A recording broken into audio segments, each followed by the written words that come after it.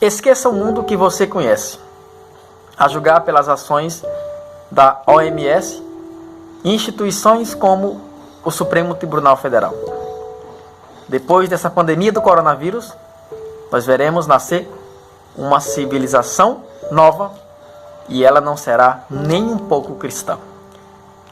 Fique comigo nesse vídeo e assista um artigo que eu vou ler, que eu peguei do site padrepauloricardo.org, sobre a votação que o Supremo Tribunal fará sobre as crianças com microcefalia causada pelo Zika vírus. Fique comigo até o fim. Então, eu peço que você tenha paciência.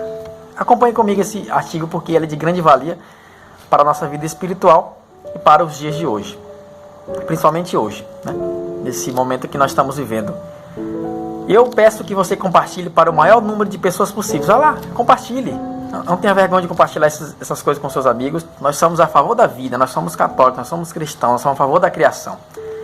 Compartilhe e comente abaixo. Você é a favor do aborto ou não? E explique por quê. Por que você não é a favor disso? E vamos lá a esse grandioso artigo. Acompanhe comigo. Entre as causas para o fim da Idade Média e o início da Idade Moderna, a peste negra foi sem dúvida um fator decisivo. Por conta do pânico gerado, a pandemia não só dizimou um terço da Europa, mas gerou uma nova organização social, fundada no medo e no ceticismo.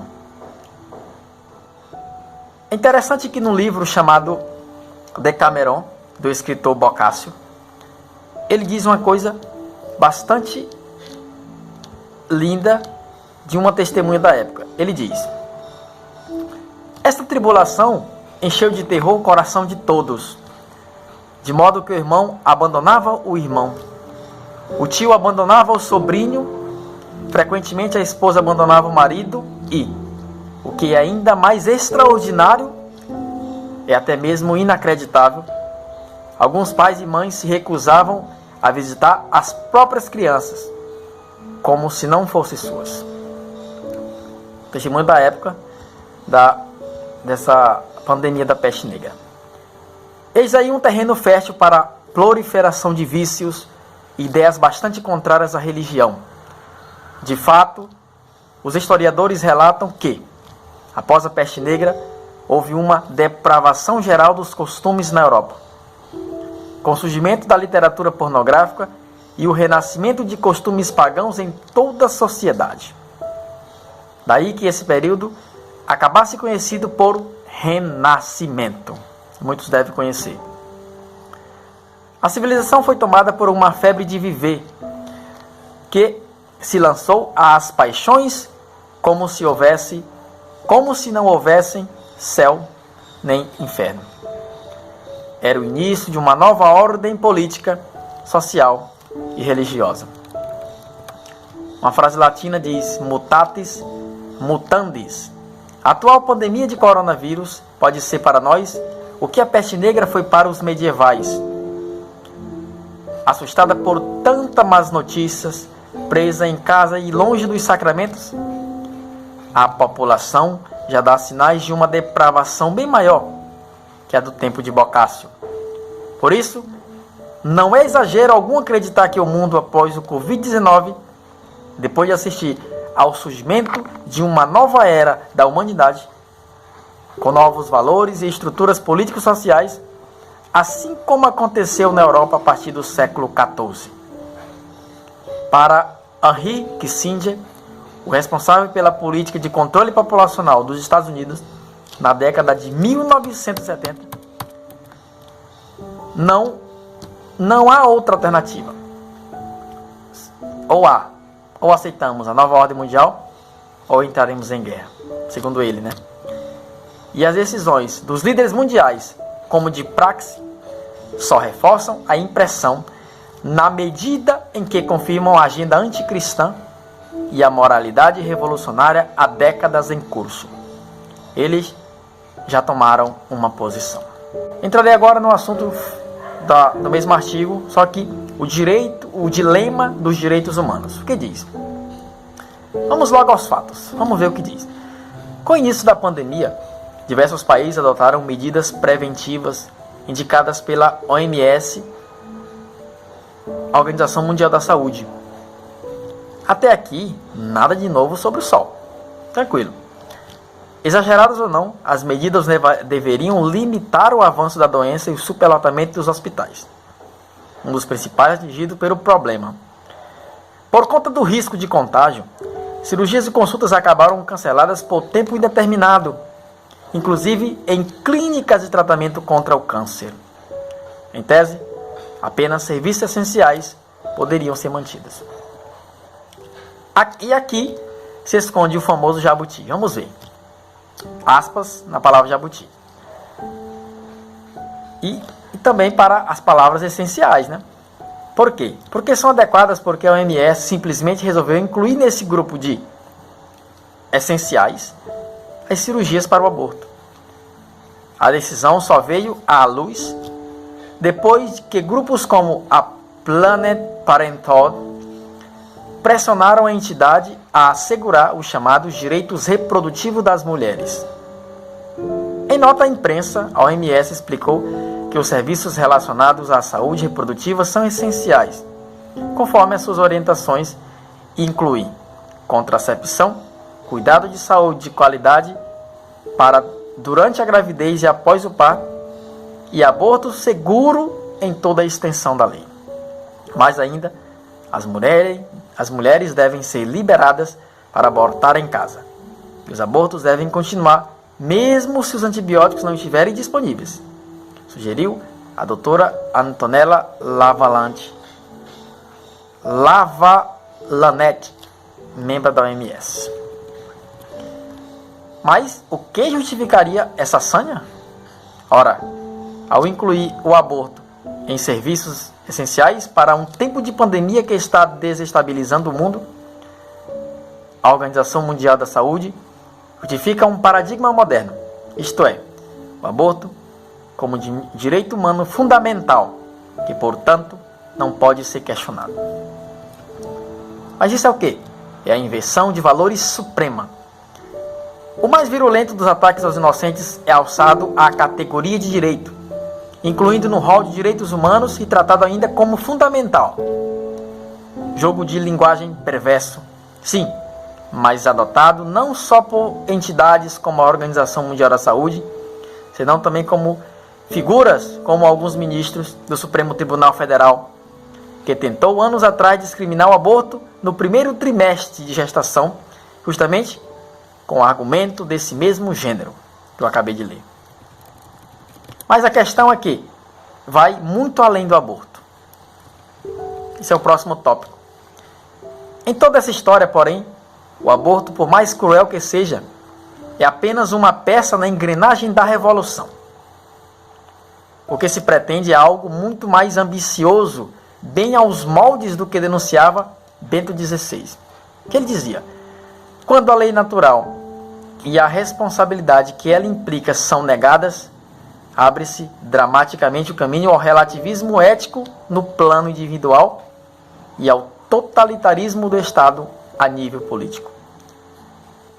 Se não há uma nova ordem natural a ser respeitada, então os poderosos é que decidem quais leis, políticas e práticas podem ou não valer dentro da sociedade. Eles são os novos reis absolutistas. A Planned Parenthood, por exemplo, já não esconde a radicalidade e o totalitarismo das suas intenções. Para a organização, a crise do coronavírus é um lembrete forte de que precisamos remover todas as leis, políticas e práticas que impedem o acesso à contracepção e ao aborto seguro. No livro The Sacred Project of American Sociology, que ainda não há tradução para o português, o sociólogo Christian Smith descreve o modus operandi desses iluminados, entre aspas, que exibe uma suposta ciência para seduzir a opinião pública. Esse Smith explica, por exemplo, como a sociedade hoje, a sociologia hoje é, de fato, animada por um impulso sagrado, por mandamentos sagrados e serve a um projeto sagrado. Esse projeto consiste em nada mais do que realizar o novo humanismo. Ou seja, a emancipação, a igualdade e a afirmação moral de que todo ser humano, como autônomo, independente e livre, para viver como pessoalmente desejar, construindo sua própria identidade, entrando e saindo das relações que escolher. Eis o fruto proibido apresentado outra vez à humanidade. Para criar uma nova sociedade, para os engenheiros sociais, sabem que precisam criar também uma nova religião, que ofereça uma proposta poderosa de liberdade. Essa nova religião é chamada o cientificismo, cujos sacerdotes são médicos, sociólogos, pesquisadores, entre outros. A título de exemplo, experimentem questionar a palavra de algum desses senhores para ver o que lhes acontece. Como uma casta intocável, os sociólogos são reverenciados, venerados e difundidos como sacrossantos pelos grupos que os apoiam como sagradas. Afinal de contas, coisas sagradas são dogmas e não podem ser contestados. E o último tópico, bastante interessante, diz: fora da igreja não há salvação. Margaret Sanger só conhecia um obstáculo no caminho da revolução. Segundo ela, abre aspas, eu penso que a grande oposição é principalmente a da hierarquia da Igreja Católica Romana. Ela bem sabia que as demais denominações cristãs, como o anglicanismo, já haviam cedido à pressão da modernidade, aprovando os métodos contraceptivos. Na verdade, ela chegou a recrutar pastores protestantes para se infiltrarem na comunidade negra e disseminarem a mentalidade contraceptiva. O trabalho dos ministros também é importante, e talvez ele devesse ser treinados pela federação, segundo os nossos ideais e objetivos que queremos atingir, disse ela numa carta do Dr. Clarence Gamble. A Igreja Católica, por outro lado, pronunciou-se definitivamente contra os anticoncepcionais, sobretudo na encíclica Casti Connubii, de 1930, e mais tarde na encíclica Humanae Vitae, de 1968. Também o aborto foi reiterado vezes condenado pelo magistério, na encíclica Evangelii Vitae, inclusive com a excomunhão para quem fizer ou colaborar diretamente para a sua realização. Por isso, os bispos do Brasil não hesitaram em bradar contra o recente desatino do STF. Tal posicionamento se deve ao que o magistério da Igreja chama valores inegociáveis, dentre os quais se encontra a tutela da vida em todas as suas faces, desde o primeiro momento da concepção até a sua morte natural. É preocupante, porém, que a igreja atual esteja invadida pelo relativismo, assim como a igreja do século XIV, padecida sob o nominalismo. Se em tempos anteriores não havia dúvida acerca dos valores inegociáveis, hoje não só há quem os considere um acidente linguístico, como, sobretudo, uma verdadeira afronta à liberdade de consciência. Nesse quadro, é inevitável questionar se os católicos poderemos resistir ao Golias modernista que avança com sanguinolência sobre a civilização ocidental. A Igreja Católica é necessária para a salvação, tanto no plano teológico como no temporal. Foi ela, no fim das contas, que organizou o mundo dos bárbaros. Contudo, se ela mesma estiver barbarizada, de que modo poderá defender os fiéis contra o ataque do lobo? Pense você aí. Na fábula de Chicken Little, o lobo aproveita-se da ingenuidade do pobre franguinho para gerar pânico no galinheiro com a notícia de que o céu está caindo. É o Dr. Galo que põe ordem na casa, mostrando a falsidade da notícia. O lobo, contudo, procura minar a credibilidade do doutor, disseminando fofocas contra ele e entre os demais. Desse modo, o vilão consegue fazer com que todos acreditem no franguinho e não na sua promessa de salvação. O fim da história todos já sabem. Então, a história nos mostra que o mundo se perde quando a igreja não os ilumina. Ou recuperamos a credibilidade do magistério da Igreja Católica, ou seremos todos vítimas de quem hoje afirma que o céu está caindo. Esse é um artigo do site padrepauloricardo.org.com. Obrigado a você que assistiu e compartilhe com seus amigos, que esse artigo é muito importante para a sua vida espiritual e para todos.